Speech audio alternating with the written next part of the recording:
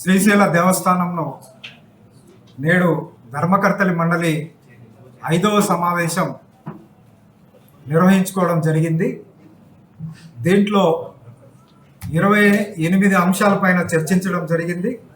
వాటిల్లో 23 ఆమోదించడం జరిగింది, 4 వాయిదా వేయడం జరిగింది, 1 తిరస్కరించడం జరిగింది. ముఖ్యంగా భక్తులకు సౌకర్యాల కల్పన, సామాన్య భక్తులకు మౌలిక సదుపాయాలు కల్పించాలా, మరియు రాబోయే 30 సంవత్సరాలను అవసరాలను దృష్టిలో పెట్టుకొని మాస్టర్ ప్లాన్ రూపొందించడం జరిగింది.